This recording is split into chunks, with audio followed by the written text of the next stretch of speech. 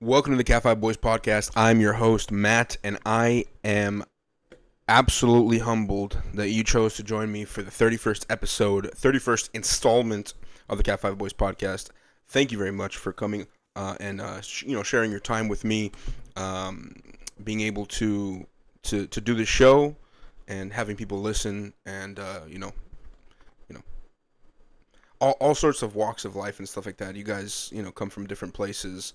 We had the Spotify Wrapped recently, and there was one specifically for podcasting, and I saw, listeners from all over the world. We had some people from Turkey, people from Brazil, the United States, obviously number one, but there was. There was listeners from all over the place, and it honestly is, it's a humbling feeling to be able to see that, to be able to by the way, go Pack Go. But to be able to see that, to be able to understand that my show reaches people from all over the planet, rather than just my little bubble here in South Florida. You know what I mean?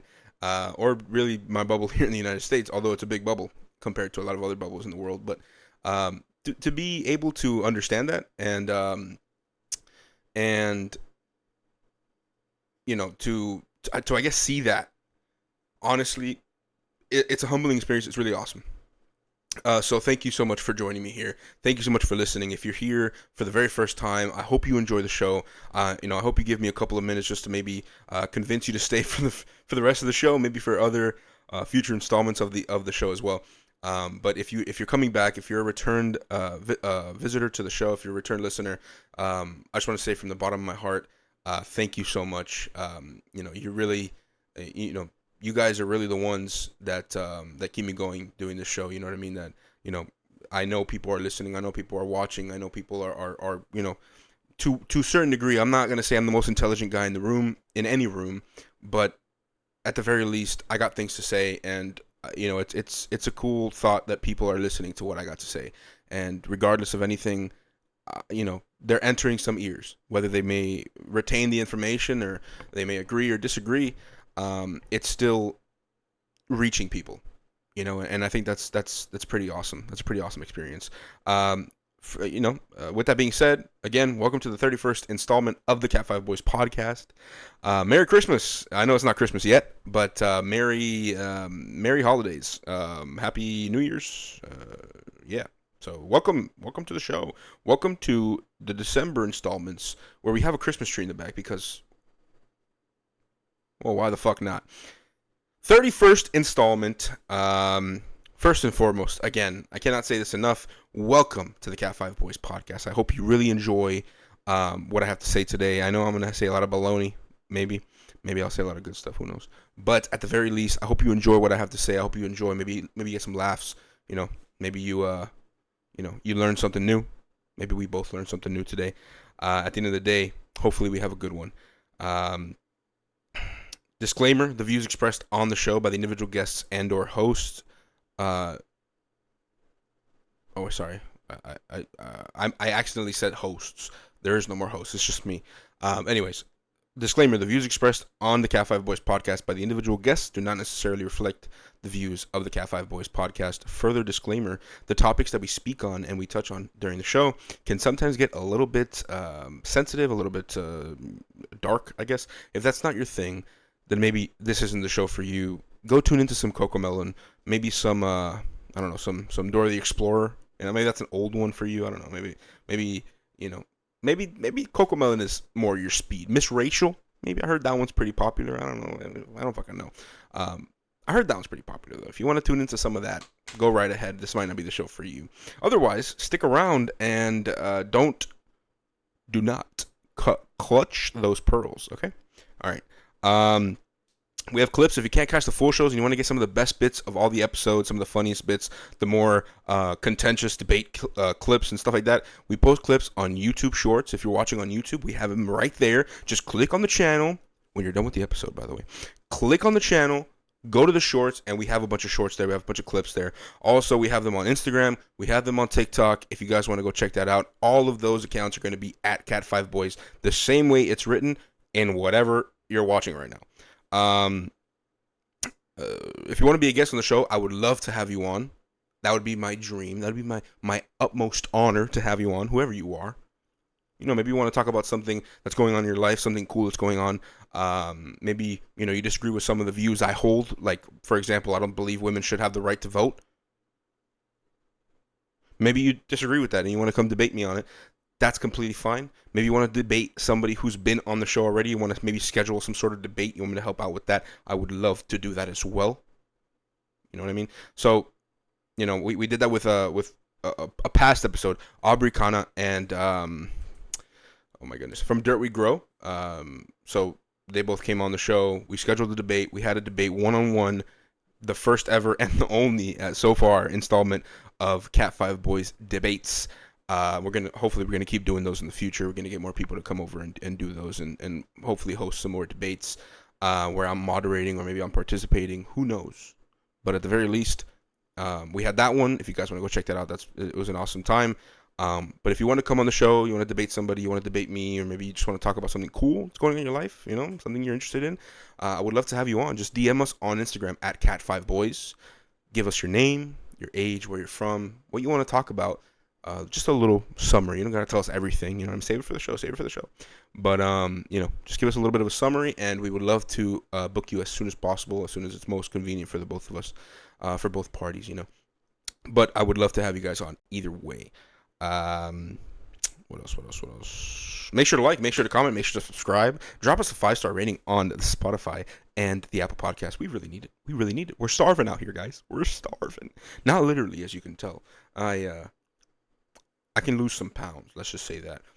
But views-wise, we're starving, man. We're fucking starving. Please. Drop us a 5-star rating on Spotify and Apple Podcast. Drop us comments. We love the comments here. We love the comments at the CatFiveBoys podcast. It don't matter if you disagree. It don't matter if you want to drop some hate. It don't matter if you want to drop some love. Whatever it is you want to say it in the comments. We would love to hear it, read it, and respond to it in the following episode. Proceeding that the comment or the episode the comment was left on. With that being said, we post every single Wednesdays and Fridays. At least we try. I think I'm going to lower that down to just Wednesdays because of a lack of guests that come on. When we have more like a volume of guests, I'll start posting 2 times a week like I used to. But once we have a higher volume of guests that come on the show, we'll start posting more. And but for now, I think I'm going to move it on to just 1 episode a week, which is the Wednesday episode. To be able to kind of curb to have more content per episode, since we're not going to have guests on as much. But we did, speaking about guests, we had my brother on last episode. Hopefully you guys checked that out. That was a really good episode. We had we had a great conversation there. It was a long episode. That's how you know it was a good conversation. You guys want to check that out, go check that out, right after you're done with this one. And we also had an episode with Rob Noor, which was an awesome episode. That was a big one too. He came on, we had conversation. I interviewed him a little bit. I asked him some questions, got his thoughts a little bit on some certain things that were happening in today's society, politics and dating and stuff like that. So we definitely had a good conversation there. Go check that out right after this video. I'm sorry, I hit the mic. I don't know if I bothered you guys. Goodness gracious, there's like a bug. Sorry. Anyways, I stream on Twitch. Every single Saturday. I'm gonna be doing that. I'm gonna try to get on that. I really am. But I stream every single Saturday. We do TikTok invasions. We go in there. We debate people. We destroy their worldviews. We absolutely demolish it. We grab it like I'm going to grab this. Oh, my goodness. I missed the bug. We grab it, and we absolutely squish it to death. Oh, my goodness. Am I just saying? Bro, I'm trying to get this bug, bro. This is not working. All right, anyways. So, we grab their worldviews. We crush them in our hands, and we replace it with something much better. That's what we do over there. So if you guys want to check that out, it's a fun time. We play some games as well. We react to some videos. It's a fun time over there. So go check it out. Live interaction. The link to that will be in the description down below. I don't stream on the CatFiveBoys podcast channel. I stream on a different channel, Codename Soap. Go check that out. Again, link in the description down below. With that being said, check out our merch store. I don't like to call it merch because it seems like it diminishes the importance of it, but nonetheless, I guess for lack of a better term, merch store. We sell rosaries, guys. I'm a Catholic. If you know me, I'm a Catholic. One of the biggest parts of my faith is my devotion to the Blessed Virgin Mary. One of the things that she left us so graciously, was the Most Holy Rosary, and she left this for us. and it's a big part of my faith. It's a big part of the Catholic faith in general. And we sell them on our store down in the description down below. Check them out. You don't have to buy anything if you don't want to. We have a couple things on there for now, and if you guys see something you like, obviously purchase it. I think the prices are are like pretty reasonable. If they're not, you can let me know. We'll see what we can do about that. But if anything, just you guys looking at the store, checking it out, it's greatly appreciated from me. With that being said, thank you so much for tuning in. Let's start the show. Okay, so again, I had Rob Noor on the show. I had my brother on the show last time. So the most recent episode was my brother. I had him on. We had a conversation about a bunch of different things. We talked about dating. We talked about politics. We talked about religion. We talked about his career path and kind of what he wants to do. He wants to be a doctor, neurologist to be more precise. And we were talking about the brain a bit. We were talking about the effects of the brain, kind of what it does and how it works, how it's malleable, plastic, and whatnot. We talked about dating. We talked about the church, and kind of tied them all together. You know what I mean? So if that interests you guys, and you want to see kind of the views of somebody who's my blood, you know what I mean? Then go check that out. It was a really good episode. We also did an episode with Rob Noor, the episode before my brother's episode. We did an episode with Rob Noor. It was a phenomenal episode. It was a very long episode as well. That's how they were good. And we ranked some presidents with him. We were talking about politics, dating, a lot of good stuff. He was giving some good insight on a bunch of different things. And Rob Noor was just a phenomenal guest. And I mean, if you know Rob Noor, dude's busy. You know what I mean? So it was very kind of him to come to the show and be able to get to graciously give me his time, and spend time with us here in the CatFiveBoys podcast. It was very, very kind of him. And then the episode before that was my girlfriend, or my fiance, I'm sorry. My beautiful fiance. I had her on the show. We had a really good episode there as well. A little bit contentious at times. We had a little bit of a back and forth, We were butting heads a bit about some things. But that's always good for the show, right, guys? That's always entertaining. That's always a good time. But if you guys want to check that out as well, we were talking about dating. We were talking about the trad wife, the trad woman thing, the trad wife culture, whatever the fuck, on Twitter and shit like that, on social media. We were talking a little bit about that. We were talking about different things. I forgot. There was like we were talking about Aisha Curry and what she was talking about with Steph Curry and stuff like that. The disrespect was crazy, guys. We got her thoughts on that as well. A lot of cool things we were talking about there. The show, I cut it down a little bit too early, I think. It was like an hour and 50 minutes that we did with her. We should have done a lot longer. Or maybe not a lot longer, but we definitely should have gone, a little longer than that. I was just kind of in my head about it because I had cut the episode. I accidentally pressed stop recording midway through, and it kind of just fucked my mojo up, to be honest. But, hopefully we'll get her back on the show in the future, be able to talk some more about different things, dating and, just stuff that's going on in today, I guess in the news today or whatever the case may be. That'll be good. That'll be a fun time. Yeah, with that being said, I mean, I think that when it comes to the show, it's in a trajectory where I'm kind of trying to figure out where I want to take it fully.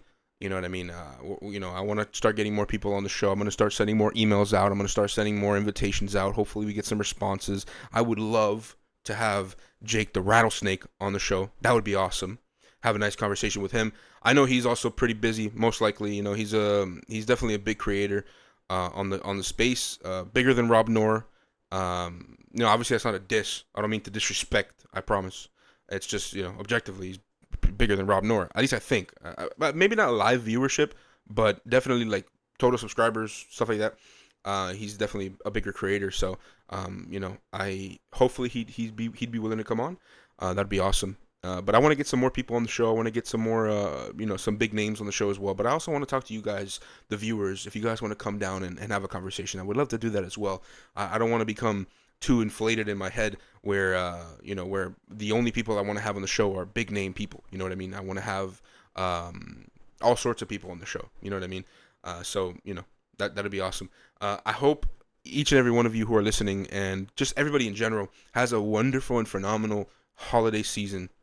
We got the Christmas tree up, like I said. It's the holiday season, guys. Listen, it's the season where we think and we ponder and we think and we glorify the Lord Jesus Christ and his sacrifice that he made for us. This is we do it all the time, but during Christmas time, guys, I don't want to preach too much, but there's an extra focus on that. There's an extra focus on the sacrifice that the Blessed Virgin Mary made, and how awesome she is. She is just phenomenal, isn't she? And how much she sacrificed for us, and how much she truly meant to. And I guess the part that she played was such an important part she played in our in our salvation. Ultimately, Jesus Christ being our Lord and Savior, and is our Lord and always has been our Lord and Savior. She played a big role in that, and she will always be blessed. And we shall always call her blessed for that, But we ponder these things during this Christmas time, during this holiday season, and I wish each and every one of you and your families a phenomenal holiday season. I wish the best for you guys and your plans going forward. God bless each and every one of you guys, and I just feel so humbled and so grateful to God, to you guys, just to be able to do this, to be able to come on the show, to have time to do this, to have the money for this equipment, you know what I mean? Even though it's not the best equipment in the world, I'm able to do this still. I'm able to get on the show, able to record, I'm able to have a mic where I can talk into and you guys can hear it on the other end. I have a camera, maybe not the best camera, but at the end of the day, you can still see me, and it's great. And I'm beyond grateful, to God, to you guys for tuning in. And I hope I can live up to the sacrifice that our Lord made for us. And listen, I will never be able to. I know that. I'm humble enough to know that, but I hope I can get as close as possible to living up to that sacrifice, and also on a much lesser degree than living up to Jesus Christ's sacrifice, to live up to your guys' sacrifice. You guys are sacrificing your time to listen to me. And I appreciate that so much. I hope I live up to that. I hope I'm able to provide you guys with a good show, with an entertaining one. Be able to do that for you guys. And have a blast here, have a fun time. Maybe a moment where you guys can just disconnect and just have a laugh and just be able to just rant with your boy. You know what I mean? That's all I can really ask for. But again, it's a humbling experience, and I'm just so beyond grateful to be able to spend it with you guys and be able to spend it this way. With that being said, let's get into the Reddit threads, the Reddit posts for today. We're going to start with a little bit of a different thing. We usually do dating advice or relationship advice. We're going to do political discussion today, guys. Is the GOP quietly preparing for a post-Trump future? There's been a noticeable shift inside the Republican Party over the last few weeks between the Epstein files vote, MTG's sudden break with Trump, and Republicans refusing to back him on issues they once supported without hesitation. It feels like something deeper is happening. Strategists and insiders are openly talking about the next chapter, and even longtime loyalists seem to be positioning themselves for a post-Trump GOP. I'm curious how everyone here interprets this. Is this a temporary split or the beginning of a real transition? I mean, when you think about it, this is my thoughts on it. You know what? Before I do that, my mouth is kind of parched. I'm gonna go get some water real quick. I'll be right back. Don't move. Don't move from there. Don't you dare move.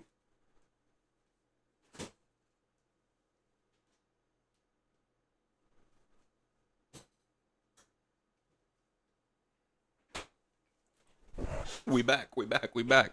All right, listen. So, again, my thoughts on this are as follows. So, I think, listen, Trump is in his second term at the moment. And with that being said, obviously, there's going to be a post-Trump future. Trump is not going to be president forever. Although a lot of leftists would have you believe that that's what he's kind of aiming for. That's what he wants. You know what I mean? He wants to become tyrannical. He wants to become a king or a dictator or whatever. He wants to destroy the democratic system that we have in this country. Although leftists would want you to believe that, and they maybe believe it themselves, maybe not, maybe they're grifting. That's not the case. The democratic system is going to continue the same way it always has. And it is going to include a 2-term limit, which means that Donald Trump is going to be out and won't be able to come back after this term is over. Which would have you believe, reasonably speaking, because we're all reasonable people here, that necessarily we need to prepare for a Trump-less future, a post-Trump future, because that's obviously going to happen. Now, how we're going to do that? I think, personally, when it comes to the kind of distancing from the Republican side, or at the very least from the right, from Trump, and kind of us, and I'm going to include myself in this because I used to be a Trumpy. I used to be MAGA, MAGA, MAGA. Now, I'm kind of a little bit back. I'm still supporting Trump over whoever the fuck else they put on against him, because I will say, shitty ass choices, guys. Come on. But I will support him over all those other choices. But I do find myself disagreeing and being disappointed with his decisions more so than I did in the 2016 term, 100%. And I think that's that's for a reason. I mean, I think there's a lot of things that go into it. Trump had a lot of promises during this election, which is the reason why we voted him in, and he has let people down, to say the least, on those promises. And so at the end of the day, Trump has not lived up fully so far. It hasn't even been a year since his presidency started, so we still give him time. Obviously, he has 3 more to go. But at the end of the day, there will be a time where Trump will be out of the office, and we need to find somebody who is going to live up to Trump's promises and go beyond. To do what Trump said he was going to do. The reason why we voted for him in the first place: drain the swamp, curb immigration to the max. I mean, it's like he's done something, right? But is it to the extent that he said he would? Not even close. Not even close. Get us out of wars? Has he done that? We've been involved in a lot of wars as of late.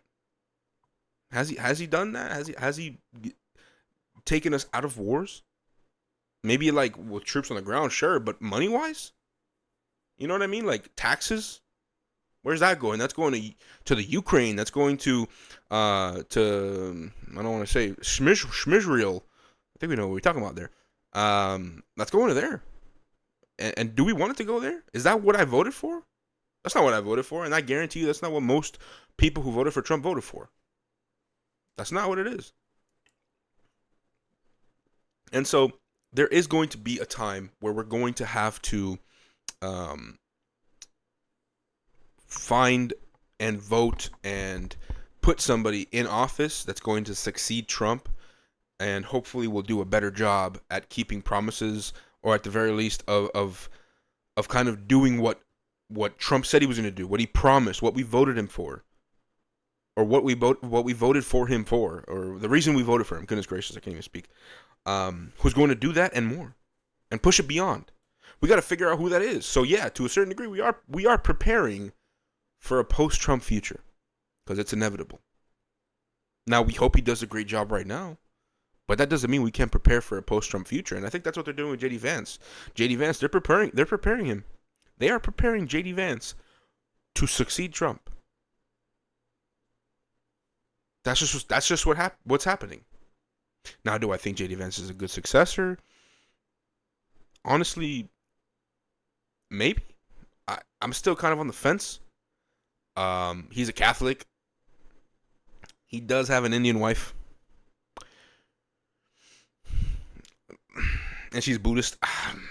2 strikes. 1 more strike and you're out. He hasn't really hit that yet. He hasn't really gotten the 3rd strike. You know what I mean? Now, if he gets a second wife and she's also Indian, that's the 3rd strike, brother. You're out. Sorry. 2 strikes, though. He got 2 strikes. But nonetheless, with that being said, he is a Catholic, and he seems to be a little bit more staunch in the immigration laws, and a little bit more staunch when it comes to Schmizrael, and when it comes to the Ukraine and stuff. So he seems to be a little more stern with that, which I think at the end of the day is kind of what we need. He seems to be a little more on the drain the swamp side too, which again is what we voted for. So these things that are important. It seems to me that Vance is kind of on the right side of things. We'll see what happens in the future. There's still 3 more years for him to develop, for us to see more of him. And then I'm almost certain they're going to try to push him as the next president of the United States on the Republican side, the next candidate for the Republicans. Who the hell knows who the Dems or the left will put up there? Who knows who the Democrats will put up there? Whoever they do put up there, I cannot foresee there being a singular good candidate at this moment in time. Mamdani, Cuomo. It's gonna be tough, man. It's gonna be tough. And listen, for the left right now, what they got going for them is the midterms. I think they're gonna win the midterms because things are happening right now where the right isn't happy with Trump. The left is lefting. You know what I mean? The assassination of Charlie Kirk, rest in peace, Charlie Kirk, might push it a little bit for the right, just because it'll light a fire up our ass type shit. But we'll see, at the end of it, to see whether or not that's what happens, or maybe it doesn't. You know what I mean? Maybe instead of lighting a fire up our ass, it makes us kind of, not desperate, but kind of hopeless, I guess, to a certain degree, pessimistic, and not want to vote whatsoever, and then we'll lose more so. But I think this midterms, and this is me being pessimistic. I think the midterms are going for the Dems. I think it's going to go for the left for the most part this election cycle. Go out and vote, do your part, and a singular vote might not mean nothing. And you hear it all the time. Like, oh, why vote if you're just one person? What are you really going to do? What difference are you going to make? A collective of people who think the same way you do are very, very strong. You by yourself, you're gonna go vote. Obviously, your one vote won't mean much if it's isolated, if it's just you. But your vote put together with a big group of people who agree with you, who have your views, that's a strong tool. Democratically speaking, that's a strong tool, a strong weapon. All right, so go out, go vote for what you believe in. All right, and we hope for the best. We pray that at the end of it all, it's God's will. So we'll see what happens there. All right, next one up is going to be change my view. Tax exemptions on religious organizations offer no return to society and should be rescinded. From my point of view, there is no reason to give tax exemptions to religious organizations. It makes sense to exempt charities or private schools or any other organization that offers a service that benefits the taxpayers, or service which the state would otherwise have to pay to provide. Do churches and religious organizations provide services that merit tax exemptions? Are spiritual services actually worth subsidizing, or do they accomplish something I'm not considering? It seems to me that the state has no need for the existence of religious organizations, and therefore no reason to exempt them from tax. Why are tax exemptions for churches a good and worthwhile policy? All right, so I think there's a little bit of a distinction we got to make here when you're talking about Protestant churches and when you're talking about Catholic churches, or for that matter, Orthodox churches. But I think Catholic churches a little bit more so because Catholic churches or the Catholic Church is more powerful. I guess monetarily speaking, much more powerful than the Orthodox, although they are also very powerful. But the Protestants, the thing about the Protestant churches is they're very disconnected from like a system, like a chain.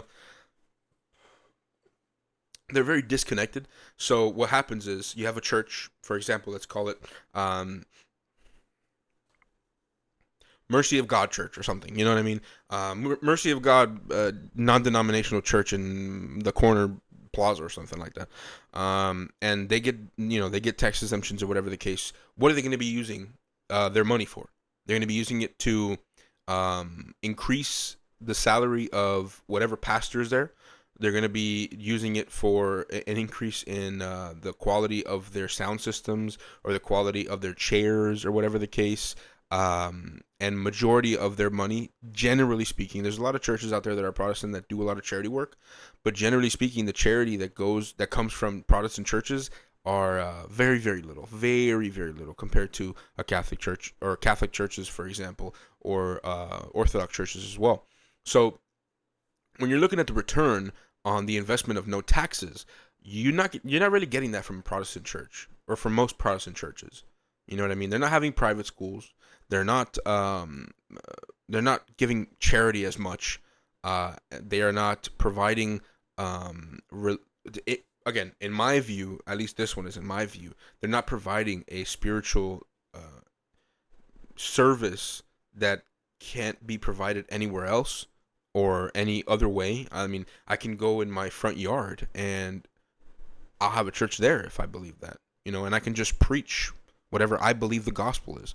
And then, what's really the need for a tax exemption in that case?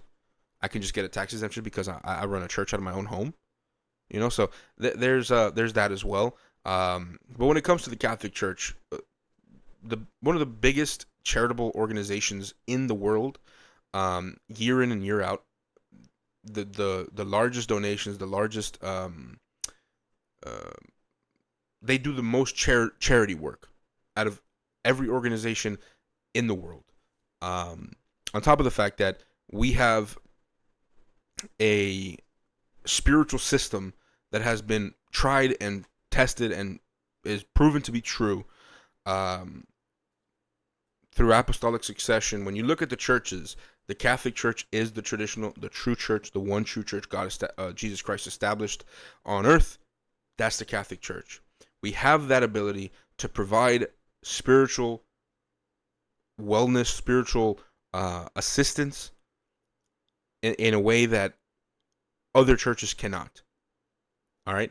And furthermore, again, when it comes to the private schools and the land that the Vatican owns, they own a lot of land in the U.S. They make a lot of money for the U.S. They also, like this guy said, they provide services like private schooling that otherwise the state would have to pay for, but they don't have to pay for it because the church pays for it, right? So there's these things. You also got government or public programs. They build communities. They give people a sense of morals as well, which is obviously good for society. When you have morals, when you have a system, when you have a code, that's good for society. It maintains order, it maintains peace, it maintains stability. Furthermore, when you have a community that's based around a church, you have something called shame, which we forgot about.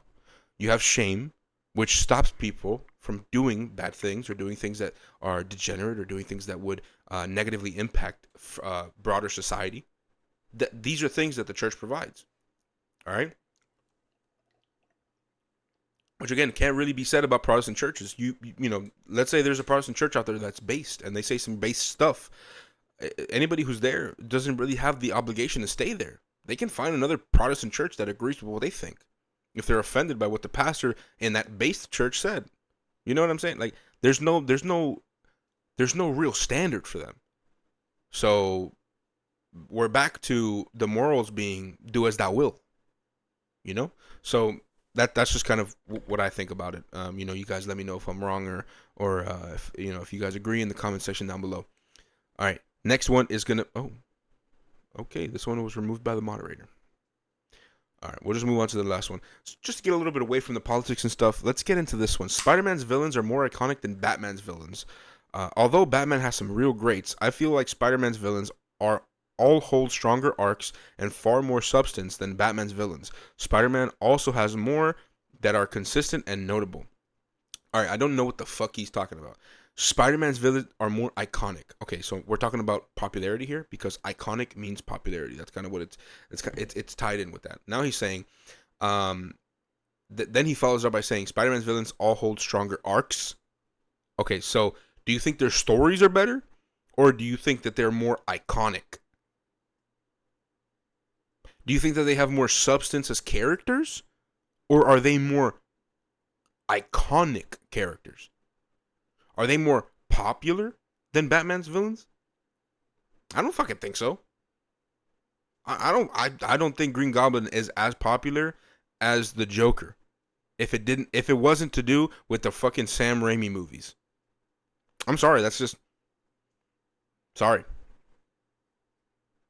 The Joker would be popular without Heath Ledger. I know somebody out there saying that shit. But with Heath Ledger, the Joker is not popular without Heath Ledger. Jack Nicholson. What's that guy's name again from fucking Star Wars? Goodness gracious. Oh my gosh, I forgot his fucking name. Luke Skywalker. Whatever, that guy. I forgot his fucking name. That guy. Mark Hamill, that's what his name was. Mark Hamill. Heath Ledger, obviously. Joaquin Phoenix, obviously. The games, the comics, come on. The animated series, come on. The Joker is far and above more iconic than what's his fucking name? Green Goblin ever was and ever will be, even with the Sam Raimi movies. And the only reason he is because of those Sam Raimi movies. The only reason he's even close to being anything close to what the Joker is. That's just a fact. It's just a fact. When it comes to like his villains holding stronger arcs and more substance, that's completely up to your own opinion, bro. As rhetorista, I was about to say the word that I can't say on YouTube. As absolutely asinine as your opinion is, it's just, listen, as absolutely ridiculous as your opinion is, bro. That's just your opinion. There's no fucking way I can prove you wrong with that. I mean, there really isn't. Okay, you're gonna believe what you want to believe about their arcs and the fucking substance of the characters. Bane is a much more notable character than fucking Scorpion. His mirror, I guess. I mean, who else would you call his fucking mirror? The only villain I can even think of that could be considered maybe more iconic in a sense than a lot of Batman's villains is Venom. Maybe. Possibly. And even that's a fucking stretch. You know? I mean, what other villains does that guy have? The Sinister Six. Electro. Nobody fucking cares. Who else? Dr. Octopus, cause of Sam Raimi. Again. Fucking. And the game, I guess. The game was good for him as well.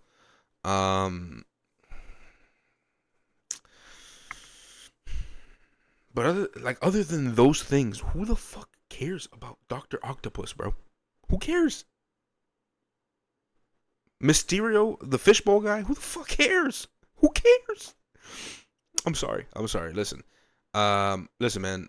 More iconic, I think numbers would probably tell you that you're fucking incorrect. The Penguin, come on. The Penguin is a fucking mobster, and that dude got more fucking views on his show than the Spider-Man show did in Disney Plus. Come on. And that's your guy. That's Spider-Man. That's fucking the superhero himself. It's not even his villains. It's him. And the Penguin got more fucking views than he did. I mean, whatever, man. Listen, I think numbers-wise, you can definitely prove that Batman's villains are much more iconic than Spider-Man's villains. It's just the case. Listen, man. Sucks to suck, I guess. I don't fucking know what to tell you. All right. Let's look. I'm gonna look for one more Reddit post because this one was taken down by the moderator, so it kind of fucks it up. You know what I mean? But we're gonna do this. We're gonna go into some Twitter videos. We're gonna react to some Twitter videos, and yeah, we'll call it a stream. You know what I mean? We'll call it a stream. We'll call it a podcast episode. Okay, so let's see what we got here.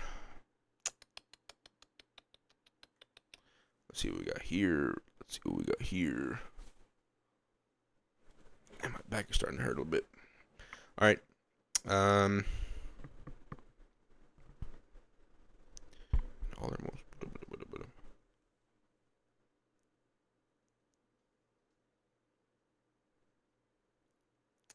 Okay. Should we do that one? What is this? I got a random window that opened. Oh, I have my damn stream on my brother up. What the hell? Sorry. Let me take that out. All right. See what we got here. Okay, so fuck it. Throughout history, It's changed my view, by the way. Throughout history, in all or most societies, women have had it worse than men socially, politically, and culturally. I have read feminist and anthropology literature in the past, and it is common that you end up learning about violent practices towards women and girls, or that violated, I mean, that's, you read a lot, but you can't fucking spell, bro. That violated their rights throughout history, and this seems to be uh, something common in many cultures. Also, due to these discriminatory practices, such as or much of female history has been lost, reinforcing stereotypes about women that persist to this day. Example: that women did not participate in wars or hunts, and their role was merely domestic slash caring in prehistory. I am aware that sexism also affects men, but I think that the problems that affect them have never been as hard or as limiting as they have been for women throughout history. Which brings me to the title again. Throughout history, in all or most societies, women have had it worse than men socially, politically, and culturally. I'm not trying to make this a silly women versus men fight. My intention is to learn more about the violence that has been exerted on men for the fact of being men, to have a more complete vision of history and be more empathetic towards men. I would like you to help me refute this idea I have that women have had it worse. Although, if it turns out to be objectively true, I will still be grateful to learn about discrimination against men because, regardless of who has it worse, it is important to address those problems as well. Okay, so it seems like this person has an open mind, so I'm not going to shit on them too much. But at the end of the day, categorically, you're incorrect. Women have had it much easier in society, historically speaking, than men have. You can look at it in every major war that has happened. Women, even if you want to say that women did participate in wars, they participated in hunts, they participated in all these different things that you want to say that they did, which I would dispute. But nonetheless, if you want to say that, it's fine. Majority of people who have died in all, if you put all wars together, every war that's ever existed in the history of the human race, you put them all together, men, I guarantee you, 99.999999999% of men, or sorry, percent of people who died in wars were men. Guaranteed. People who had to fight, people who had to go and defend their nation, defend their territory, defend their women, their children. You know what I mean? Men. And that just comes down to biology, right? So you can say, no, you can't say, but in this case, I'll let you say, socially, politically, and culturally, you have it worse. Biologically, bro, men have it much worse. We have an expectation higher than you to protect you, higher than you to defend you, higher than you to lay our lives down for your defense, for your life. That is that's the expectation placed on us as men. All right? That's what it is because of our biological differences. I'm not complaining. I'm not saying this is unfair.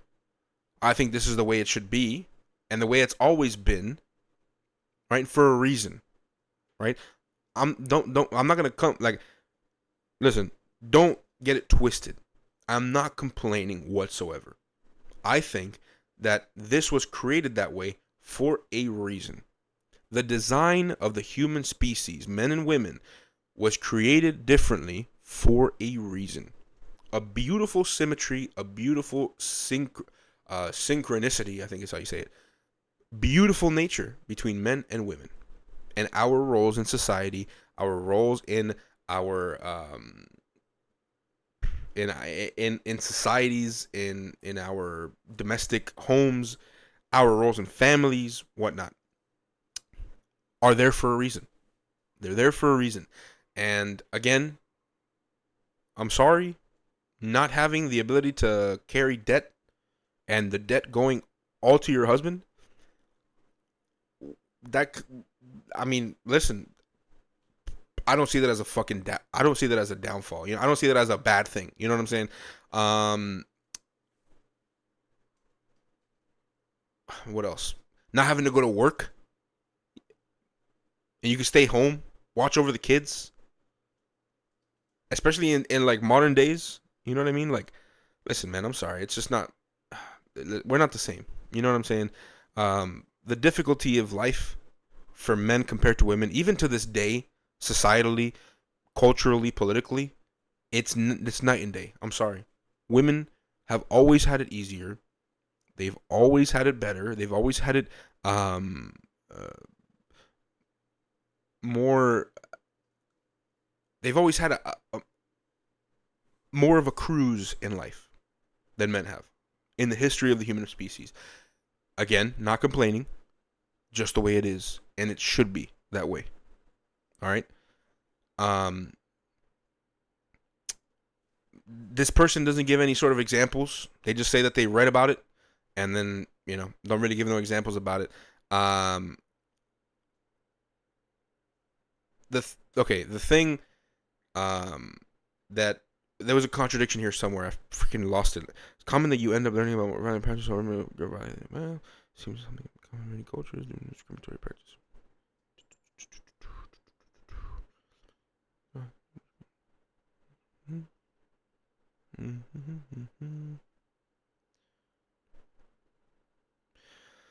Okay, so I've read feminist and anthropology literature in the past, and it's common that you'll end up learning about violent practices towards women and girls throughout history, and this seems to be something common in many cultures, also due to discriminatory practices such as history. That's and that's kind of the funny part to me. Female history has been lost, but you still have female history about how they've been abused and stuff. It's like you cherry pick the history. You cherry pick what history has been lost, what history has not been lost. Don't you think that if men wanted to kind of skew history to a certain degree, they would skew it to make sure that women were never like portrayed as being treated unfairly by men, because then it would make us look bad. But instead, you know what, because women believe that men are all egotistical maniacs, we're just going to make sure that history is told so that women were never in the military, guys. They were never in wars. They never participated in hunts, because that's what the fuck we care about. Listen, at the end of the day, again, we're not the same, and we're not the same for a reason. It's a good thing we're not the same. um Praise be. Women are amazing. Women are awesome. Women are necessary, important. Men are much, much more.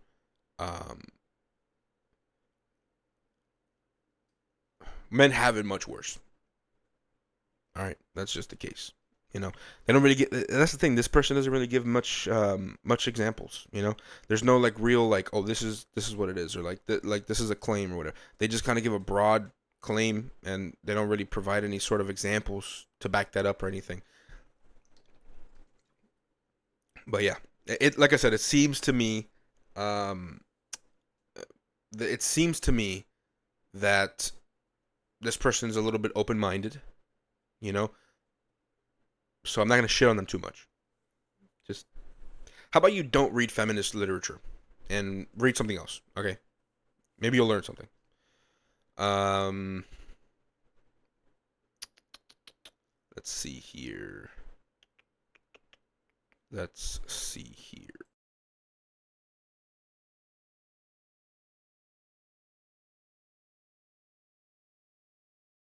All right, let's see here real quick. Okay.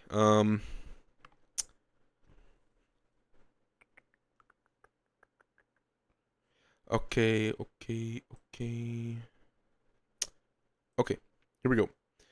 So there was a reply that the original poster put to this comment. Define worse. There's nothing to argue about otherwise. So somebody put that comment, and the original poster put fewer or no civil rights at all. In parentheses, voting, owning property, being defended, working as you please. So when it comes to these things, they finally give some fucking claims or whatever. When it comes to voting, even men, majority of men could not vote. Maybe 10 years, I think it was like a decade before women started to be able to vote as well. Most men couldn't vote. Voting was restricted to landowners, was restricted to politicians, I believe. People who actually had a skin in the game type shit. They understood the system. They had an incentive to make good decisions. That's what they. That's who had the right to vote. I don't believe voting is a right, anyways. I believe it's a privilege. But they're the ones who had the privilege to vote. All right, because they had a purpose for that. It's not just, oh, give me your opinion type shit. So it wasn't a female male thing. It was just a person thing. Universal suffrage, probably one of the worst decisions we've made in this country, uh, in the history of the country. Probably, most likely one of the and the founding fathers would be absolutely. They're probably screaming and yelling right now in their fucking graves. You know what I mean? Their skeletons are probably fucking trying to murder themselves again. Because this is not what they envisioned. You know what I mean? This is not this isn't the system that they wanted. Universal suffrage is fucking horrible. Okay, next thing, owning property. It belonged to your husband, and then when your husband dies, it belonged to you. But if it belonged to your husband, it also belonged to you. So, when it comes to owning property, no, you couldn't go you couldn't go by yourself and own a fucking property, but you also couldn't go into debt. You couldn't like fucking put a mortgage on land and owe the bank hella fucking money. That's your husband who had to do that, and you would never be held liable for that. They would never throw you in debt prison. It seems like a good fucking compromise, or it seems like a good proposition there. Being defended, I don't know what that means. Women have always been defended. You're the defended class. You know, what happens when men don't defend you? We get called pussies. So yeah, you've always been defended. There have been times in history where you've been abused. Everybody's been abused in history. Men have been abused in history. Women have been abused in history. But generally speaking, the gender that defends the other gender is men to women, not the other way around. Working as you please. Women have always had the ability to work. It's just that society pushed women more towards having kids and taking care of the home. But women were always teachers. They were always nurses. They were always caretakers. They were always secretaries. That was the jobs that they were. And funny enough, those are the jobs that they still have today. Generally. So yeah, you could work. I don't know what this feminist propaganda fed to you that you can't work. So let's keep reading. Less freedom of movement, limited or prohibited access to education. Everybody had limited or prohibited access to education. And even to this day, women outperform men in college and universities. Even in in high school, middle school, elementary school, women outperform men. Girls outperform boys. Men could not fucking go to college a lot of the time back. You really think in the 50s and the 40s they were going to college? Bro, they were being sent to war, bro. What the hell are you talking about? They were going to war against the Austrian painters people. Come on. Come on, man. This is just like an aversion to history because you read some fucking feminist literature. All right, open a fucking textbook, dude. Let's see here. Health problems associated with your sex not being seen as real medical problems. Don't know what that means. Got to be more specific than that. Products designed solely based on a physiology and anatomy different from that of your own sex. You guys literally have products that are based off you and your bodies.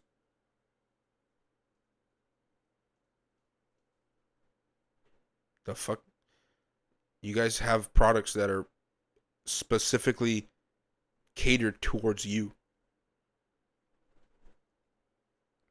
Maybe I'm missing the point there, but and I don't fucking know what the point would even be. Mutilations without medical justifications. I think men are like the only ones who get fucking circumcised as babies. They get their penises chopped off. Like, obviously not like to that extent, but they get genital mutilation happens to boys, like often, as kids, where they can't consent to that shit. So, what genital mutilation are you talking about? The fuck? Obsessive and even deadly pressure to meet beauty standards. Obsessive by who? Exactly. By yourselves? You guys fucking put that shit on yourselves? Beauty standards have only increased because women have increased them. Men, I guarantee you, men would be more than happy with the women who look like they were in the 40s. The women back in the 40s, the 50s, even the 60s, fuck it. They look like that now, more than happy. They don't need the fucking BBLs. They don't need the facelifts, the Botox, the damn lip fillers and shit. You guys did that shit for yourselves. And listen, I'll be fair. The men have done that shit by themselves when it comes to the steroid use and the fucking testosterone injections and the damn the inflating the arms and shit. They done that to themselves too. That's ridiculous and unnecessary. Same thing with the lip fillers. Same thing with the BBLs and fucking liposuctions and shit. That's all you. You don't like it. You don't like the beauty standards. Stop giving a fuck about it. It's the same thing I hear with. It's like the same concept with the N word and stuff like that. It's like, dude, you care so much about the N word being used by a white person. It's a fucking word. You give it power by being offended by it. If ain't nobody gave a shit about the N word,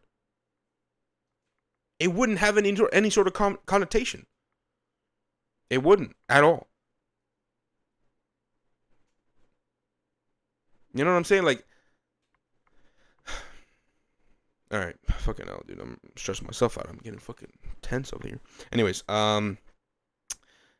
sexual violence. Sexual violence happens both people, both genders. It happens more to women. Sure, I'll grant it, but it also happens at a really low rate, very very low rate, and also that's just like a consequence of biology and differences in our our biological structures and stuff. It's just kind of life, you know what I mean? Like, it sucks to say it, but that's life. I wish it wasn't. I wish nobody could R word anybody. That'd be preferable. But that's just kind of life. But it doesn't happen to the degree that people think it does.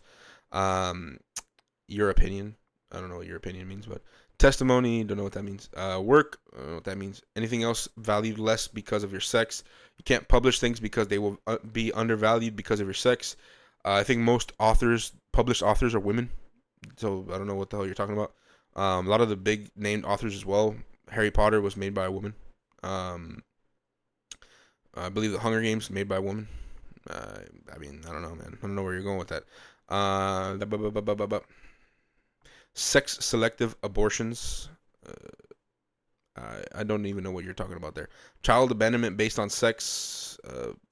Who's abandoning the child? Women. Sex based infanticide, and I can go on. All these things are happening because of women, dude. I'm sorry. When it comes to babies, abortions and shit, you guys are the ones getting those abortions. Don't know what the fuck to tell you. Of course, none of these things affected women exclusively, but most of them affected women because they are women. I mean, if a man couldn't own something, it wasn't because he was a man, but because he was of a different race or poor, or at least they have historically affected women in greater proportions than men. Yeah, because women were protected from things like debt. So, you owning a thing is you putting your name on a thing and paying it off to a fucking bank where they can have you practically a slave for years on end until you pay off the interest, pay off what you owe. Yeah, men stopped that from being a thing that you could experience. But you guys fucking want that. I don't know why you guys want that shit. You know what I'm saying? Like, why do you want that? Like, come on. If somebody told me right now, hey bro, you can't own shit. You'll be tied to a woman your whole life. You won't have to do nothing. But take care of clean the house, take care of the home, take care of kids, whatever, and you'll have no debt for the rest of your life. Nice, you know what I'm saying? And you can still work. Listen, man, where do I sign up? You know what I'm saying? Where do I gotta fucking sign my name on the paper? Where's the dotted line? Where it at? Okay, so that's that. That's gonna be it for the Reddit posts, and now we're gonna move on to some Twitter reactions, guys. We're gonna move on to some Twitter reactions. We're gonna hop on. I got some posts here. We're gonna finish it off with the Twitter reactions, but I got some posts to go through. Goodness fucking gracious! How am I not signed in, bro? What is this? What is this? What is this baloney? What is this malarkey? Sorry, guys, I'm trying to log in here. Look how unprepared I am, guys. What in the freaking world? What in the freaking world? I'm so unprepared for this right now. So unprepared for this right now. I'm so unprepared. Okay, so let's hop into some Twitter posts here. Okay. Let's go all the way back to the bottom.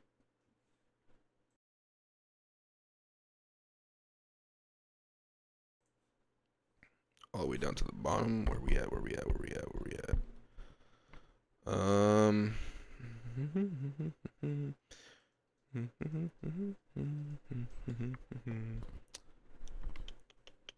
Damn, I have a lot more posts than I thought I did. What the hell? I don't remember. Okay, here. This is where it was. Okay, here we go. All right. Let me shorten this up a bit.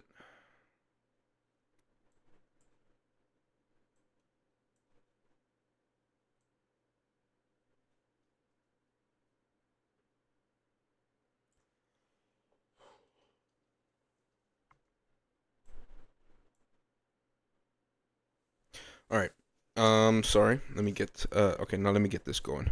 All right. Let's get this party started, motherfuckers. Alrighty then.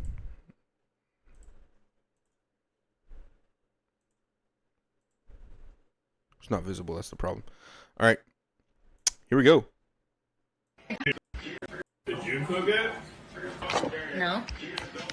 Did you have anything to do with this? Yeah. I paid for it. Well, sucking dick?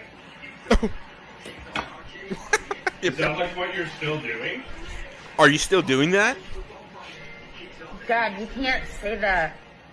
Wait, why can't you say that? Isn't that what's going on? Are you not sucking dick to make your money? Is that a taboo subject now? Are you ashamed of yourself?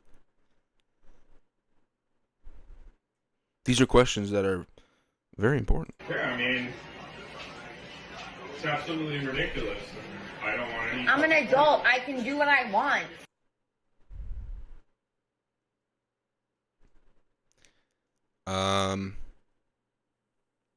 Can I make love to dead bodies because I'm an adult and I can do whatever I want?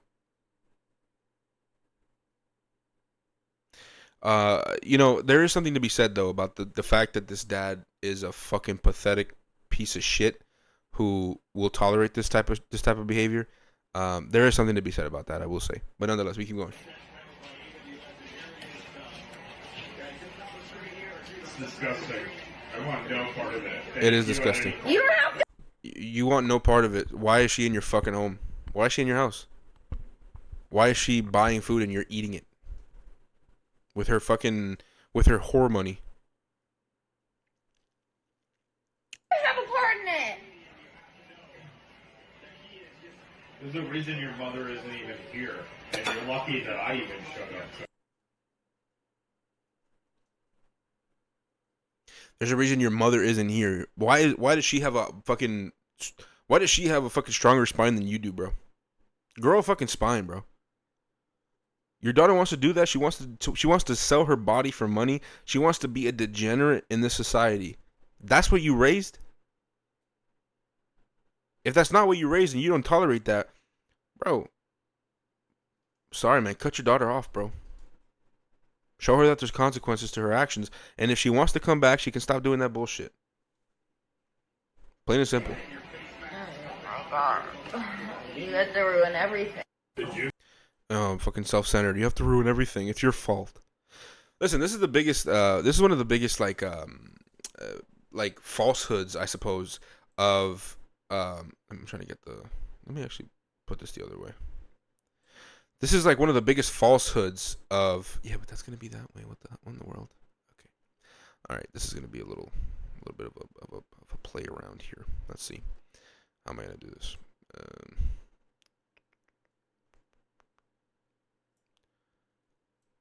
Okay, I'm not gonna do this. I guess the Christmas tree is gonna be Christmasing. Oh, sorry. Let me put that up there. Fucking scuffed. Absolutely disappointing. What's going on with me? All right, that's gonna have to do. Oh, I know how I'm gonna do it. Okay, I put this on top. I can put this on top. I can put this on top. I can put this on top. I can put this on top. How do I forget how to do this? I forgot how to do this. Move up. All right, beautiful. So, um, move this a bit over here though. Oh, bro, this is so scuffed, but we got it working though. We got it. We got it. We got that shit. All right. Anyways, so there's like this big misconception, this big fucking stupid idea that you are a bad parent if you set a boundary and you hold your boundary, right? If you cut off your children because they're selling drugs or they're prostituting themselves, like this fucking whore is doing, if you do that, then you're a bad parent, right? That you don't love your children. You know, that's like an idea today, right? You heard it from Nala Ray when she went on the whatever podcast. You know, like, no, I love my children. I would never abandon them, even if they do some heinous shit. It's like, listen, there are boundaries, right? If you, as a child, loved your parent, you would adhere to those boundaries. You don't. There is no obligation for your parent to break their own boundaries for you. You're an adult. You can do whatever you want. Cool, whatever. So can they. And argument would have, they have an obligation morally to uphold that boundary. Because to a certain degree, listen, I'll tell you what, if my daughter would become an OnlyFans model or something like that, and I don't cut her off for that, to a certain degree, I am condoning her behavior. That's what I'm doing. And I can't do that. I cannot be there. You know, I can't have her under my roof. I can't be under hers. Fucking paid for by her fucking whore money. I'm sorry, man. It's a dumb idea that in order to be a loving parent, you need to let your children do whatever they want. You need to let them slide with whatever. You need to support them in every decision they make, even if it's as ridiculous and as degenerate as this. All right, we move on to the next one. Stopped me and said, I don't mean to be rude, but you are absolutely gorgeous. And I looked at him and I was like, let me go back. old man literally just stopped me and said, I don't mean to be rude, but you are absolutely gorgeous. And I looked at him and I was like, and I just turned around and like, and then I'm thinking, like, is this just me? She's also really mid. Let's be honest, guys. She's wearing little to no clothes, which is like that's how she's trying to look attractive, but she's very mid. Very, very mid. Deeping it too much? Is he actually just like trying to be nice? And then I'm thinking, wait, no, that's me, my people-pleasing brain. And also, there might be some people, but look at yourself. You're one to talk. Yeah, I'm not going out pretending I'm a fucking 10, okay? I can still objectively point out somebody's lack of attractiveness while still acknowledging that I have a lack of attractiveness myself, okay? They could be mutually exclusive, all right? Or, sorry, they don't have to be mutually exclusive, okay? Use your brain. Right? Switching on and trying to like excuse the fact that he just outwardly said that I'm absolutely gorgeous, which is just like so unnecessary. Is that weird? Or am I just really deeping this now? I just find that so weird. Don't say that. That's just weird. Ew. You see, that's the thing though. If it was somebody that she found attractive, if it was some Chad with a fucking six-pack and whatever, she'd be all over that. Like, oh, some really hot guy just called me super attractive, super gorgeous. Like, oh my gosh, yes. He gave me his number. I gave him my number. I couldn't help myself. Oh my gosh. But since it was an old man that she didn't find attractive, don't say that. That's weird. Don't do that. Don't say that. That's just weird. That's weird. That's what it is. And listen, then they complain that men don't walk up to women anymore, that we don't that men don't make the first move anymore, that we're not assertive anymore, whatever the case. When men walk up to you, you find them, you look at them and they're creeps automatically because you don't find them attractive or you don't find them particularly arousing or whatever. You know, they don't pique your fancy. So, therefore, they're weirdos, they're creeps. Don't do that. Why would you say something like that? Why would you call me beautiful? Bro, it's not like the guy was like, you have a fat ass. I love your ass. Like, no. He called you beautiful. It's a nice compliment. That's a nice fucking compliment. And because of the fact that you don't find him attractive, he's an old man, you don't like him, now it's weird. All right, well, fuck it, whatever. Next one. Here we go. You see, Mercy, was that so difficult? Do you like it? Yeah. Like, why can't you do this all the time? Make 2 separate meals. I was feeling it today. It's a good idea. You know, if it's not a whole lot of work. I think me and the kids really appreciate it. This is just for you, though. You know the kids will eat Nigerian food. All right, I'm gonna keep it a buck. Listen, man, Nigerian food is cooked. All right, I don't blame him. All right, I would also be asking for 2 different meals because Nigerian food is fucking cooked. I'm sorry, say what you want. It's amazing. It's great. It's fucking cooked. All right, I'm so understanding of that, of wanting two separate meals because you ain't want to eat no Nigerian food. I get it. I get it, bro. Why are you marrying a Nigerian?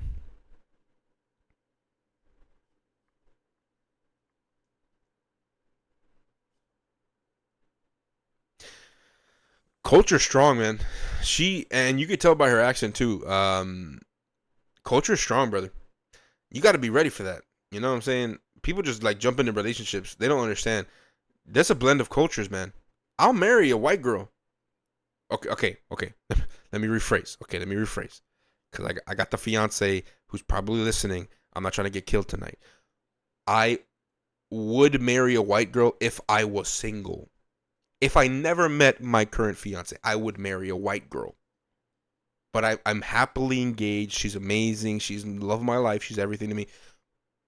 I'm fulfilled 100%. I'm fulfilled 100%. But if I never knew her, never met her in my life, I would marry a white girl. And again, the cultures wouldn't be too hard to like get accustomed to. You know what I'm saying? Like, what the fuck food do they got? What type of like culture do they have? You know what I'm saying? Country stuff, you know, most of the time, you know. So that's the type of white girl I'm talking about. Like, they got like country shit, you know, cowboy stuff, like farms, ranches. They got barbecue, shit like that. Awesome, dude. I'm chilling. But you telling me I'm like marry a Nigerian girl, bro? Dog, first time she cooks for me, I'm out, bro. I'm out. All right. I'm not even listen. That's not to say that Nigerian women aren't beautiful. There aren't beautiful Nigerian women. There are. I guarantee it. That's not the case. I mean, granted, I believe that there's more ugly Nigerian women than there are ugly white women in the world. But that's neither here nor there. Regardless, to marry a Nigerian, brother, you're marrying the culture, man. Like it or not. You know what I'm saying? You should have thought about that, you know? You should have married an Italian bitch if you like fucking spaghetti and shit, you know? That probably would have been more your speed, not this fucking crazy, like, look at this goop. What the fuck is, bro, come on, man. And listen, man, I'll be honest, that boy looks gay as shit, bro. I've said this because I seen the video like a while back. That boy looks gay as fuck. Like, he takes it up the ass when she's not around. You see, Mercy, was that so difficult? Bro, like, who the... Do you like it? Come on. Yeah. Like, why can't you do this all the time? Make 2 separate meals. His voice is cracking. Like, bro, I'm not gonna lie. The vitriol that women felt watching this video, I understand it to a certain degree. Because, bro really is infuriating the way he acts. You know what I'm saying? It really is an infuriating guy. I don't blame them for like looking at this dude and being like, ugh, what the fuck? Because, bro, I'm not gonna lie, bro. Your movements. Look at how he's putting his hand. So difficult. The way he's speaking. Do you like it? Yeah. The voice crack. Like, why can't you do this all the time? Make 2 separate meals. The hair. I was feeling it today. It's a good idea. You know, if it's not a whole lot of work. I think me and the kids really appreciate it. This is just for you, though. You know the kids will eat Nigerian food. Like, listen, man. Is it just me? You guys let me know in the comments if it's just me. But that boy is gay as fuck. Um, that boy's gay as shit. Next one. Restart. I'm not into black women. Oh.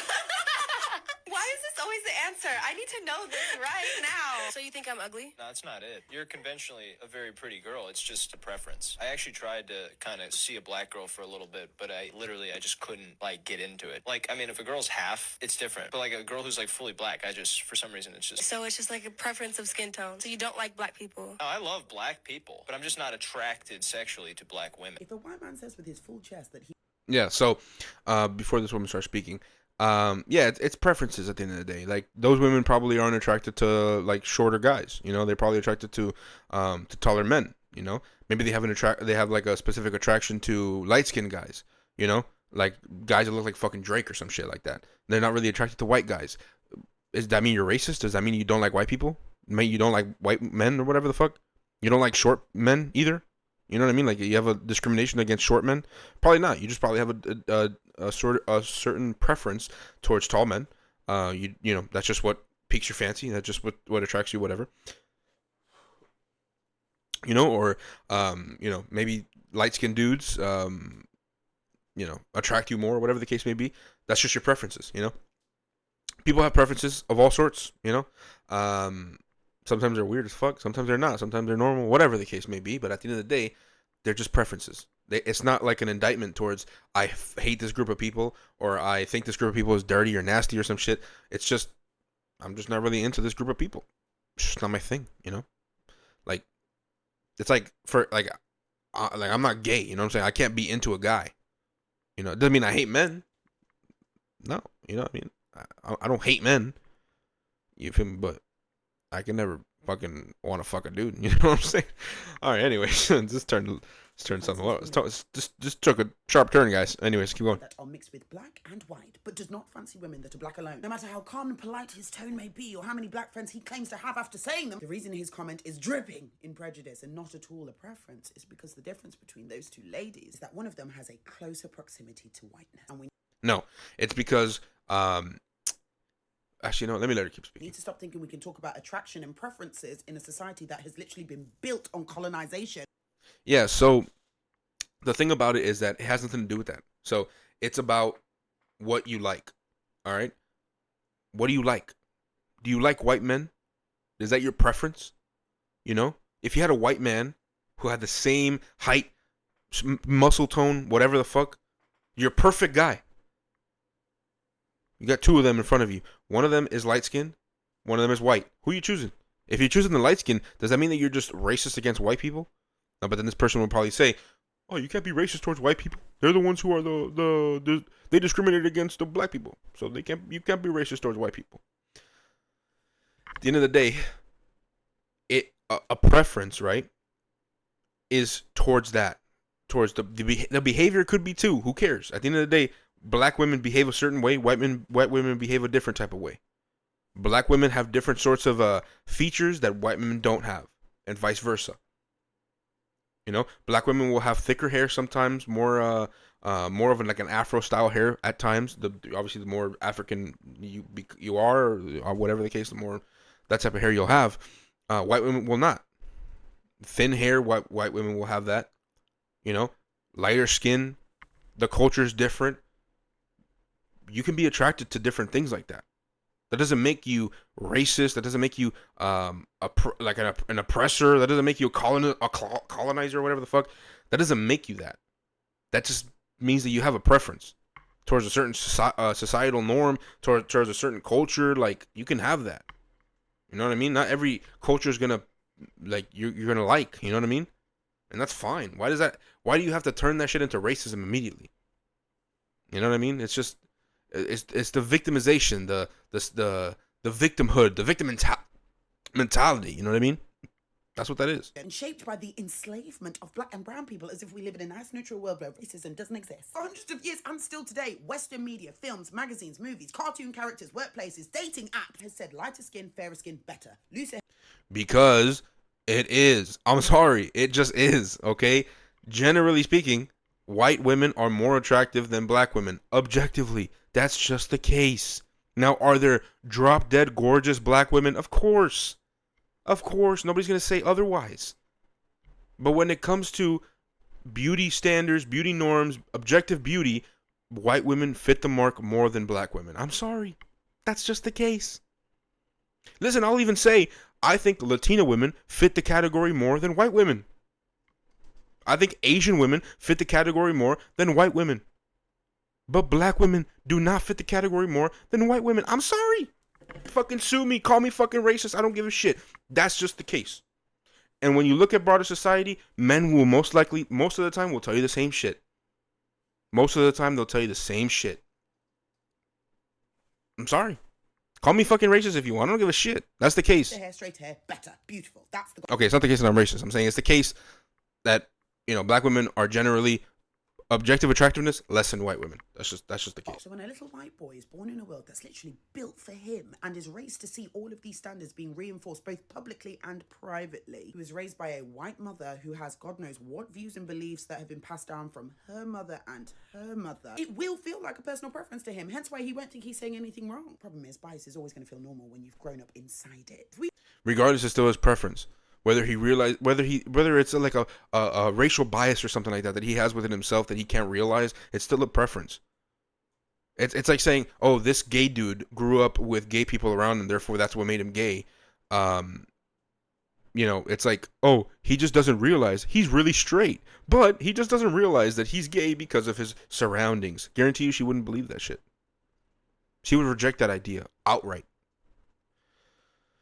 We lived in a world where slavery and colonization didn't happen. There was no racial hierarchy. We were all equal, and European beauty was not dominant. Then yes, maybe that little white man could argue confidently that his preference for mixed race women was just taste. But did we forget that the people who sold the slaves to the Americans were black people?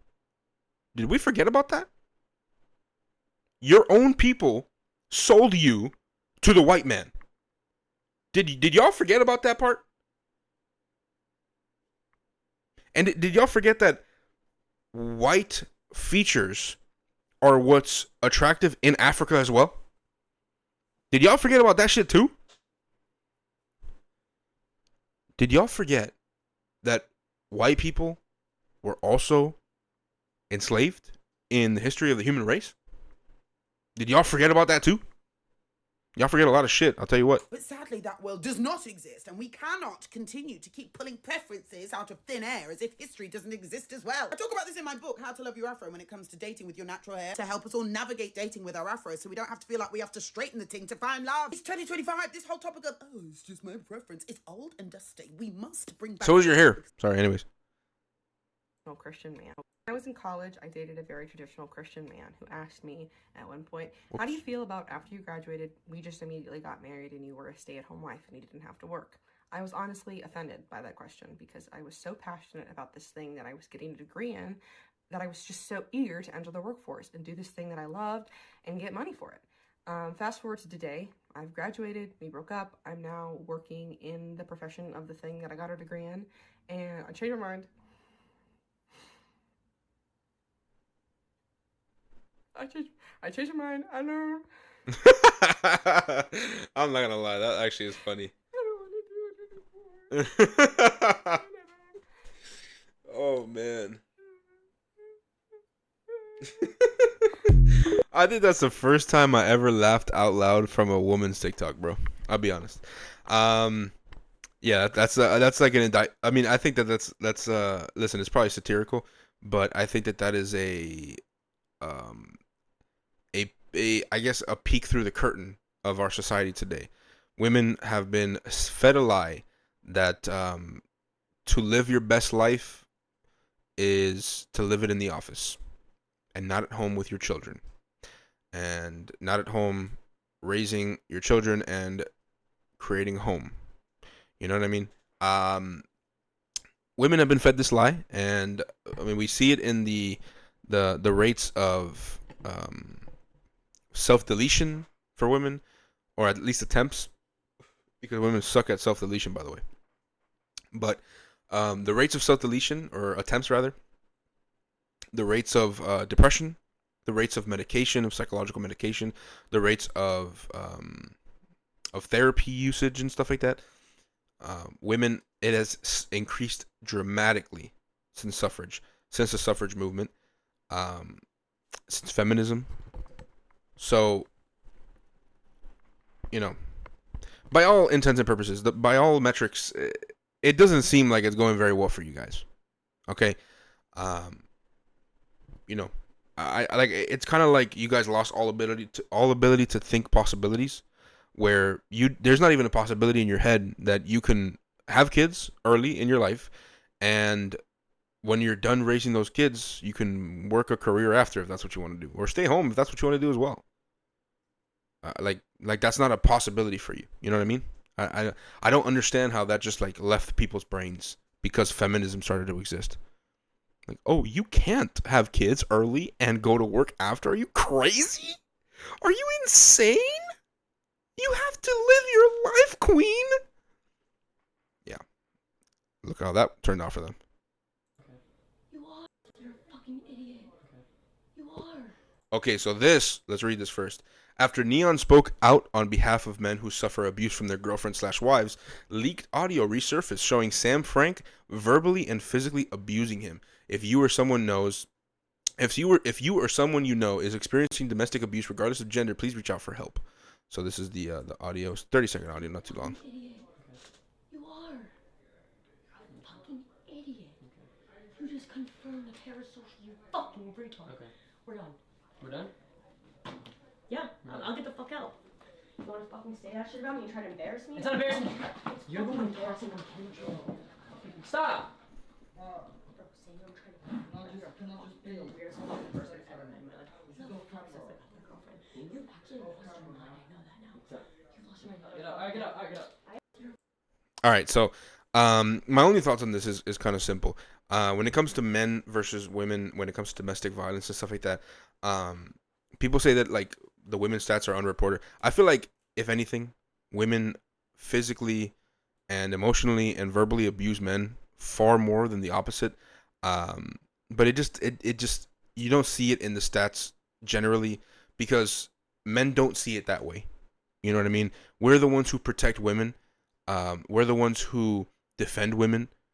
And so when our woman attacks us in some way, verbally, emotionally, physically at times, because women do hit, you know what I mean? Whether it hurts us as much, that's why it kind of like is less like serious for us, because a woman throwing a punch at us generally is going to feel like nothing compared to a man decking a woman. It's going to be a lot worse. You know what I mean? It's going to be more drastic. Even in a situation like this with Neon, where this guy is not strong whatsoever, but he'd probably still hurt her more than she can hurt him. You know what I mean? He'll definitely overpower her regardless. And I think this kind of dynamic has also kind of pushed men towards being less, I suppose, less attentive towards physical abuse that has been perpetrated by the women towards men. You know what I mean? We think of it as less because of, the fact that there's a strength differential there, but no, it's very real. Women abuse men a lot, and I think, to be honest with you, it happens way more than what's reported because of those facts, because of the fact that that women are deemed to be less threatening than men. But women are very threatening, manipulative. They're very manipulative. They know how to use the brain a lot. Men don't give them credit for that too much, or not enough rather. But women, they're very intelligent creatures on how to use manipulation to their advantage. And then furthermore, they hit. It's just that their hits don't hurt, or they don't cause as much harm as men, as the men's hit or whatever. But they still hit, and it's still abuse at the end of the day. And it's a tough subject to talk about, but that's just the truth. All right.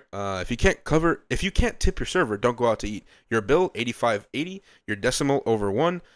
Then times it by 4. Final total $120. So there's no fucking way in hell I'm going to be paying. I'm going to be tipping somebody $34 fucking dollars if my bill is $85. You, my friend, are nuts. You're fucking crazy. As for when it comes to this thing in general, the tipping culture of the United States, I think if anything, it's so funny because usually I see the leftists are the ones that kind of push for tipping. It's hilarious because all that you're doing by pushing for a tipping culture is inflating the what's the word that I'm looking for here? Inflating the capitalist society that you're so against. You know what I mean? Because now the employers don't, the companies that employ these people, they don't got to pay them a living wage because you're out here incentivizing people to just give them the money anyways. They don't got to pay them a living wage. The fuck? We'll just pay them lower than minimum wage, and we'll say that they're getting a bunch of tips. And people like this guy, although I don't think that's like, or that actually might be legit. It looks edited to me, but I don't know. I guess it might be legit. People like this guy and a lot of leftists. I've seen a lot of leftists who do this. For me personally, I believe, like from what I've seen, it's mostly leftists who advocate for the tipping culture and stuff. Yeah, you're just like inflating capitalism, which apparently all of you hate. So I find it to be ironic. Next up. Okay. Imagine having to tell your future kids that their mother was a literal online prostitute. I'm pro sex worker, but for those who are not, what do you want ex-sex workers to do? Die?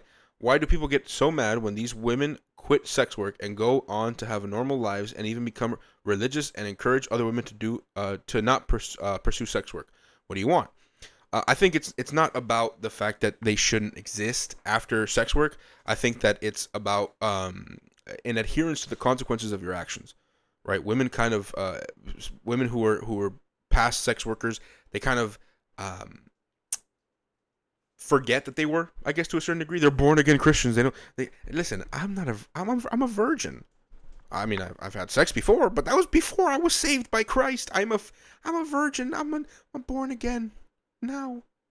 It's kind of like the expectation that you're deserving of certain things as well. You know what I mean?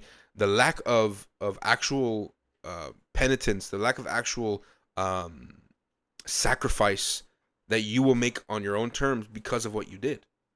You know what I mean? And people like this girl, Nala Ray, she started a ministry teaching people about Christ like she knows. Weren't you like a prostitute about a year ago? You know what I'm saying? And at the end of the day, there's nothing you can do, which is the whole point. You know, imagine having to tell your kids that their mother was a literal online prostitute. There's nothing you can do about that. That's just like the consequences she has to live with now. And the sad part is, it's not only her that she has to live with. It's her kids that have to live with it. And that sucks. You know what I mean? That sucks to go to school and you're the guy who has a mom who was a prostitute. That fucking sucks. All right? So, it's not about, oh, what do you want them to do? It's not about that. It's just pointing out the one of the consequences to their actions. Or to her actions in this case. Anyways, move on to the next one. Not so much. I'll say more so like the hair. More so attracted to longer hair. Yeah. Fair enough. Hi, I'm Sandy. This is kind of more into the preference things. Having preferences to certain things. We're going to speed this one up. This is 2 minutes long. Speed this one up to 2 times 2. All right. I'm 33. You got going on, but that comment about hair, I know your mom got short hair too. She's black. At the end of the day, black women, you don't know what to expect with our hair. We can wear straight, we can wear curly. That was just like too much for me, so I don't got time for it. You don't know, if you can't grow up from your roots, then you can't grow up with me. So that's how I feel. Go ahead. I mean, my mom's actually on my necklace. She doesn't have short hair. It doesn't matter. It's about who you are as a brother. Person, hair don't make your personality. You dig me? It's about who you are. If you're confident with short hair, long hair, it doesn't matter. Because a lot of girls that do have long hair, the hair's be thin. I have a salon. When I was 16, I brought my mother a salon with my business that I do. So yeah, I have. She's taking that shit way too seriously, man. It's fucking hair. All right. And listen, it's not like, if it's important to you, cool, whatever. He's talking about a preference, dog. Like, he just doesn't like short hair. Like, he doesn't like it. Like, it's not his thing. The fuck? Is he racist now? This black guy is fucking racist because he doesn't like long hair or short hair on women? Like, bro, what the Like it ain't that serious, dog. It ain't that serious. I have dealt with so many different types of hairs. Shout out to my mom. Captivated Styles in the building. Philly, we here. But what you said, it's just not for me. You need to really check on your ends before you talk about long or short hair, because a lot of girls with long hair be having no hair just because it's long, it's thin. So yeah, I'm sorry. I can't. Sounds triggered. It's not triggered. Yeah, I'm First of all, I does say sound the triggered. hairstyle she had was not good. You I said just you said don't like girls with long hair. That's not right. You should never said that at all. As a What? Bro, it's a dating show, cuz. What are you on? What is he supposed to say? What the fuck? Like, it's a dating show. He's gonna give his reasons as to why he doesn't pick that girl. If it's cause she has long hair, it's not his thing, then that's his fucking reason. It's ridiculous, brother, man. Ridiculous, this should shit. have kept that as what it was. You should have just said, you're not just my type. But hair is a different. You can't talk about hair. If you want hair, go get what you want. If you want Becky with the long hair, go get what you want. Don't talk to black women up here about hair. That's just it. And this bitch out here, clock it, clock it, clock it. Fucking Like stupid, I said, bro. at the end of the day, your hair's nappy. Your hair's short. You should be happy where you came from. Period. Look at now she's throwing ad hominem attacks. Now she's throwing insults. For what? Because he gave his opinion on the way a chick looked. I mean, that's the whole fucking point of the damn show in the first place. Golly, bro. Can I talk or you ignore me again? I don't want to hear what you have to say. You But still- you can say what you want to say, but Yeah. don't talk about black people here. But So, let's hear from him. so again, her hairstyle, there's nothing wrong with it. So it's my preference, right? So if I'm here to date, I'm here to find someone for me. So I'm not dating multiple Facts. people. You're not dating multiple people. So my comment to her has no sort of But significance I'm on a you. black woman. If I want to wear my hair like hers one day, what you gonna say? Oh, I don't like your hair. I'm gonna go date Becky up the street. Follow along. Thank you. I'll say this: at the end of the day, are you here to find a man, or are you here to be? I'm not here to find you. I'm here to find someone that's gonna. No, she's here to defend the sisterhood. That's what she's here to do. The black sisterhood with the fucking short hair. That's another reason why it's tough to date a black woman, man. Because listen, she has long hair, beautiful long straight hair. That's a fucking weave, bro. You get home, she takes that shit off. She's bald, bro. Like, what the fuck? What the bro? What? Where'd the hair go? Oh, damn. It's dangerous out here for. Listen, man, it's dangerous, man. It's just it's preference, man. Sorry, it's preference. Accept me floss and all. And if you can't accept this young lady up Sounds like here, you're here to find a sister code. no, So we can move actually, forward. women, We can move we forward. all here. And We can it's move a black forward. woman that's Yeah, fine fuck up that in here. bitch, bro. So you can't Just talk about move hair. It's forward, not about the length or the texture. Know what you say before you talk to black women. That's it. Thank you. Big deal to nothing, bro. I swear. The kitchen being a mess. Because you're a stay-at-home mom by choice. That's why I work 50 hours a week. I ask for one simple thing. Keep the kitchen clean, keep the house organized. That's it. And take Okay, care of our do I kids. need to bow down to you? That's not what I'm saying. What I'm saying is just simply All right. I'm sorry.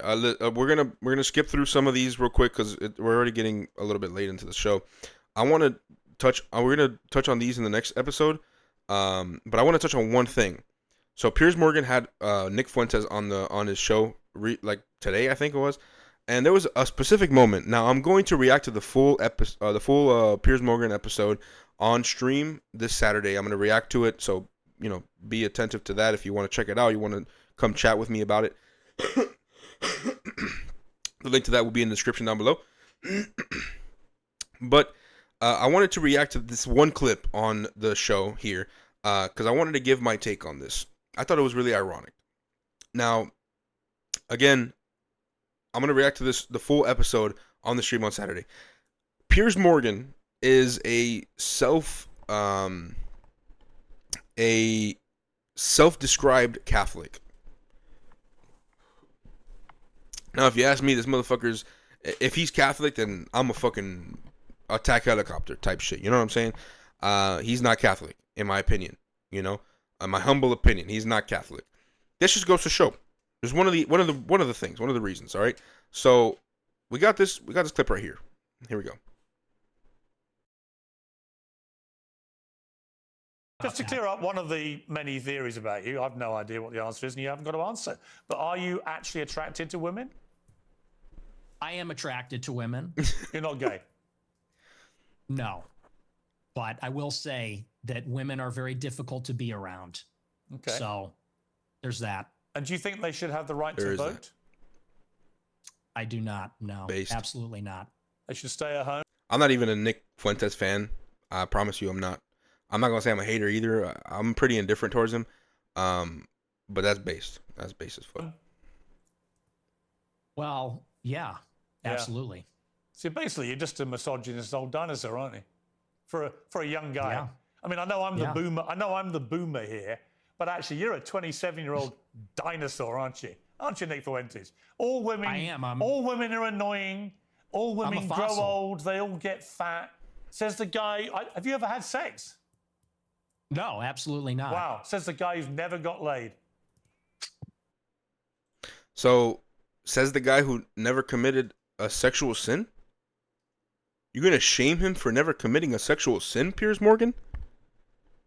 You self-described Catholic. You're going to shame him for doing the right thing according to your faith, Piers Morgan? And you're going to boast that you, my guy, you've gotten laid so many times. So you've sinned. You've sinned. You've committed sexual sin. Grave sin, by the way. Go get confessed, my guy. You've committed sexual sin, and you're bragging about it? Brother. You Catholic? You a Catholic. Bro. You're a Catholic. If you're a Catholic, man, then maybe what I know is not true, man. Maybe I'm confused, man. Maybe I'm confused. But you're shaming Nick Fuentes for abstaining from committing a sexual sin, for doing the right thing according to your church that you follow, apparently. All right, Piers Morgan. Sure. Yeah, that's just one of the many thoughts I have on that fucking episode. If you want to check it out, I will be streaming it on Saturday at Codename Soap. The link to that will be in the description down below. You guys can go check that out.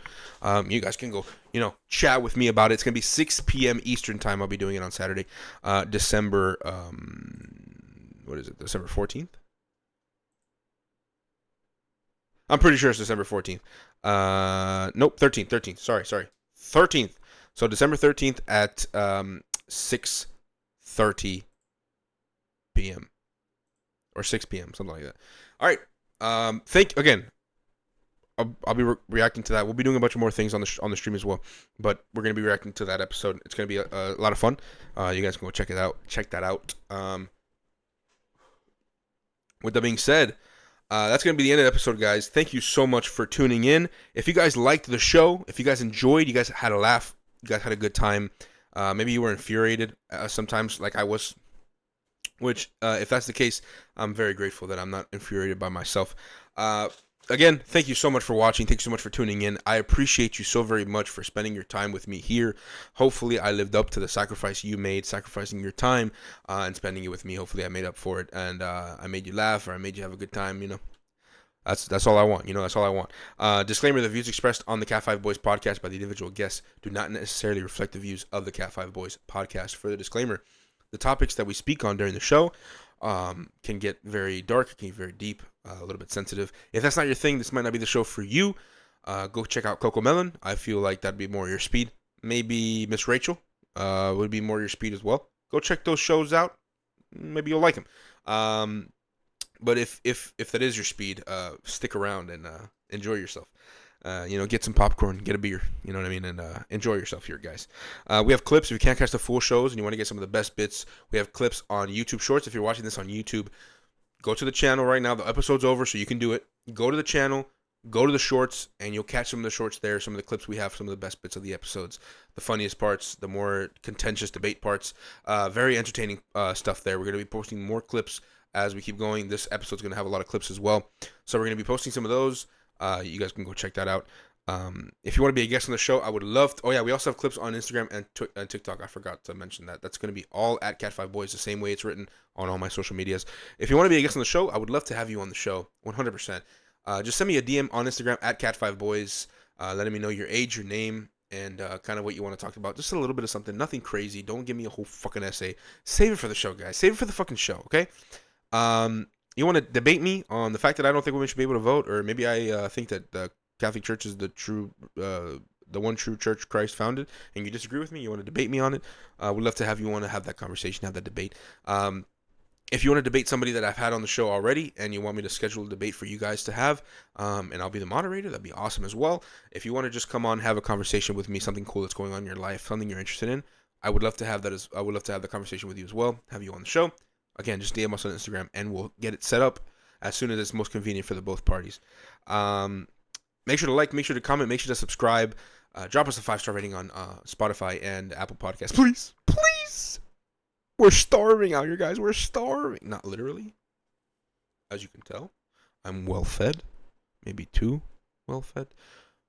But we're starving with this interaction. Please give us a 5-star rating. Give us some likes and comments. Anyways, drop some comments. I love the comments. Like, unironically speaking, the comments are awesome. I love being able to interact with you guys. That's why I do the streams, because the streams I'm able to interact with you guys live, and it's awesome. So make sure to do that. We post every single Wednesdays and Fridays. I'm gonna drop it down to just 1 day a week until I start getting some more guests coming on the show more frequently. Then we'll move it on to 2 days a week. As kind of the show persists, and as necessary, I suppose.